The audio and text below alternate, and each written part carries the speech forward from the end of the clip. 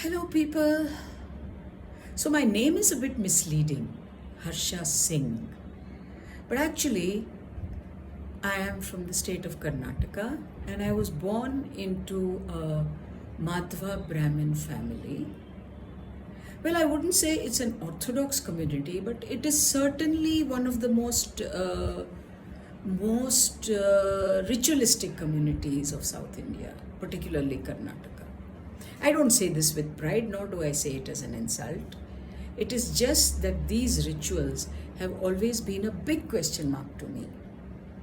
I'll start with one incident, which was, of course, not related to the Madhva community as such, but which sort of makes me wonder why people have these superstitions and they go through rituals which seem meaningless to me at least. So I had gone to Shirdi maybe about 20 years ago, and somebody told me that there's this lovely place called Shani Shingnapur, very close to Shirdi, where the Graha, the planet Saturn, the Graha Shani is prayed to.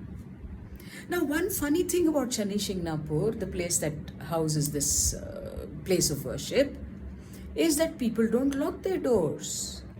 They believe that anybody who steals anything from somebody is immediately blinded. Now, I didn't want to test that, and I'm not going to say anything about that part of the trip.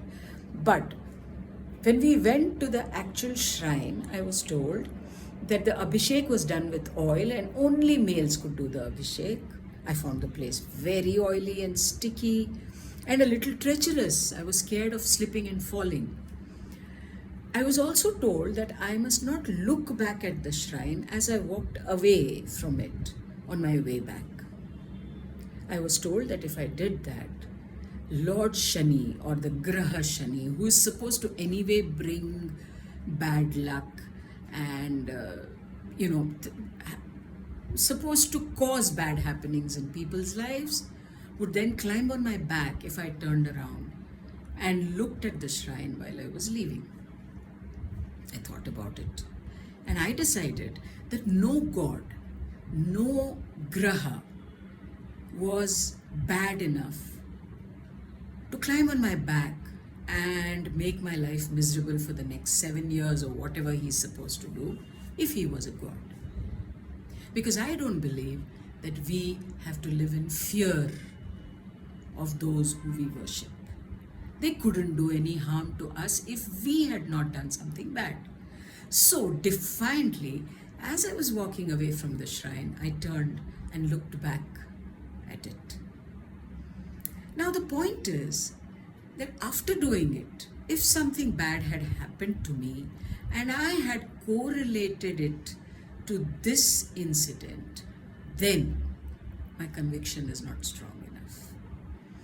Believe me, all through my life, I have defied conventions, gone against superstitions, not believed in blind beliefs, with the firm conviction that if something happened to me, I wouldn't blame it or correlate it to those things that I had done.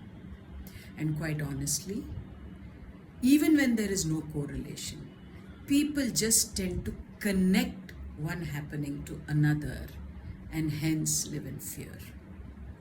I, for one, refuse to live in fear of any god who I think I should worship quietly, silently, spiritually, non-religiously, non-ritualistically.